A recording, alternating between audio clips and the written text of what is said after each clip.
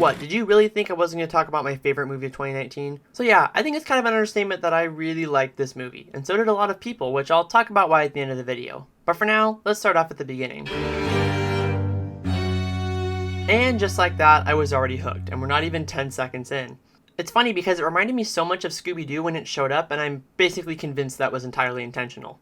So in this first act, we learn that famed author Harlan Thrombey has been found dead by apparent suicide. The world's best housekeeper drops some stuff, and then we're introduced to all the characters in perhaps the best way to do so for a cast this large. Lots of movies tend to fail at this seemingly easy task, but this movie does it in a good and engaging way. So yeah, this first act and interview scene never really felt sluggish to me, and they kind of had the detectives reflect ourselves in being new to this world and to help establish the story, which I really liked. Mostly because I'm a big dum-dum, and if you don't repeat the names like 100 times, I'm not going to remember anything. Anyway, speaking of the characters, the Thrombey family is basically the best part about this movie. This right here is my favorite thing, ever. In the history of forever. I think about this every day. Yeah, go figure, a murder mystery has well-written characters. But honestly, this could have been severely messed up. And on that note, did you notice the cast of this film? There is Jamie Lee Curtis, Don Johnson, Toni Collette, Michael Shannon, Daniel Craig, and Chris frickin' Evans in one movie. Here was a movie where it was Daniel Craig is confirmed, Chris Evans confirmed, Toni Collette, Michael Shannon. I would have done the movie if it had just said Knives Out Michael Shannon. Every single actor was confirmed. And that just was like insane.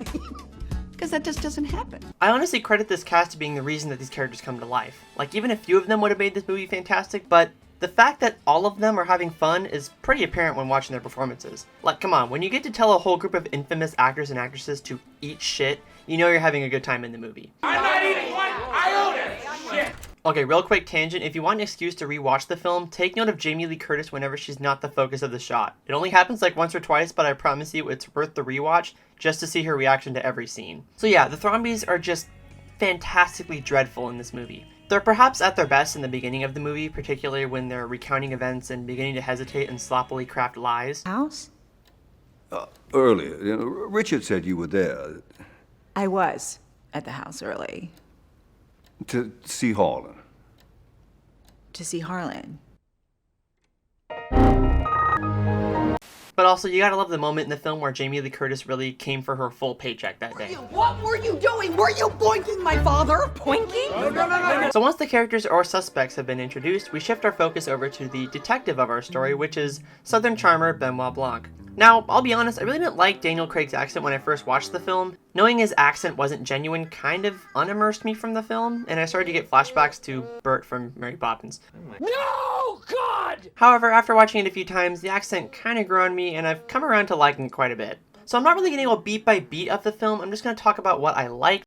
So is that okay with you? Great. Okay, so yeah, pacing. Pacing was well done, and each of the transition scenes were really enjoyable, particularly one scene, you all know which one I'm talking about, but I'm going to show it anyway.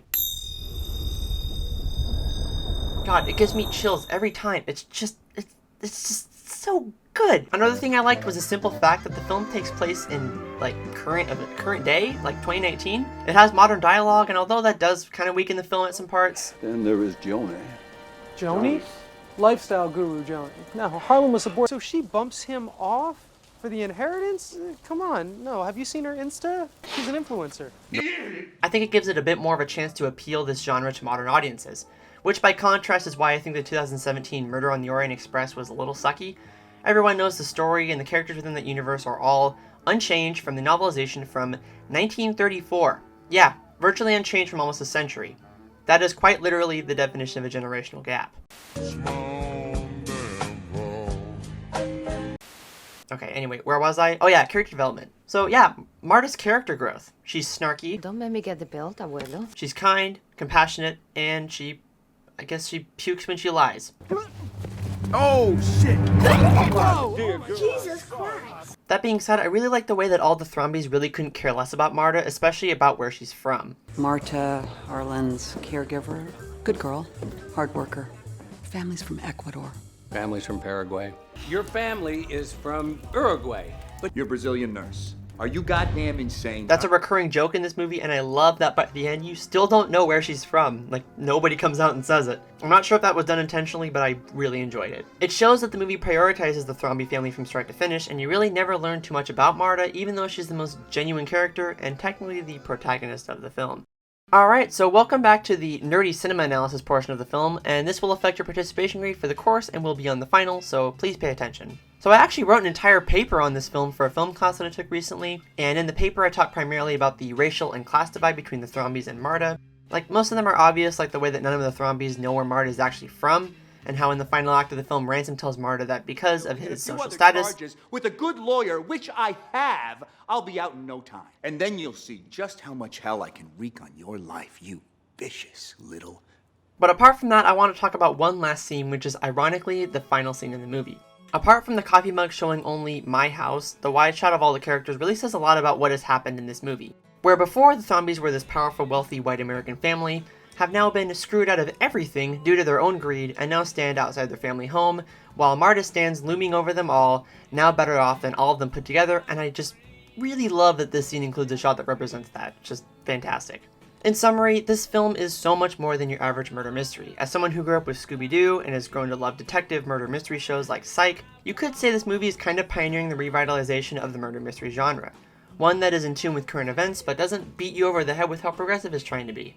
I also liked how the film isn't just a typical murder mystery either. It changes the genre, which is something that Rian Johnson's pretty good at doing, although I guess not always apparently. Like, what happened here? Which gives it a more engaging story in contrast to just a strict by-the-book genre story.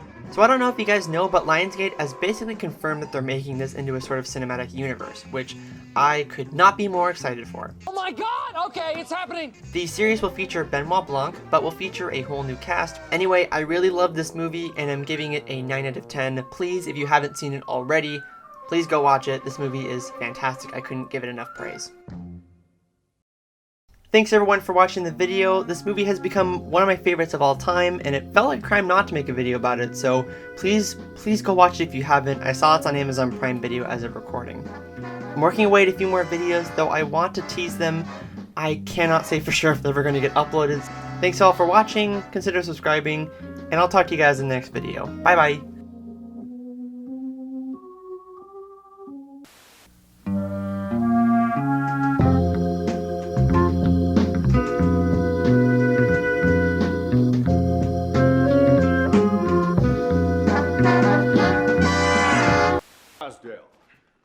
CSI KFC? Netflix guy's a business affair guy. He sent something over. It's hard numbers this time. And I just think this is a window that's not going to stay open. I don't know. 5 of my friends got Netflix deals. What? It's a very achievable goal. Leave to Marta Cabrera. You're not getting boy with apple, you goddamn little fruit. How's that supposed to make me feel? And Juanetta, great Nana, Harlan's mom. Hi, Nana. His mom? Nana? Wow. How old is she? We have no idea. You just can't wait for me to die, can you? You guys, I'm also confused. I need to think. You dog lady. Maybe we'll come back some other time. Maybe. Mrs. Andrews, we're trying to move the China cabinet. Why can't I beat you at this game? Because I'm not playing to beat you. I'm playing to build a beautiful pattern. That's elder abuse. I'm going to call the AARP. You owe me an apology.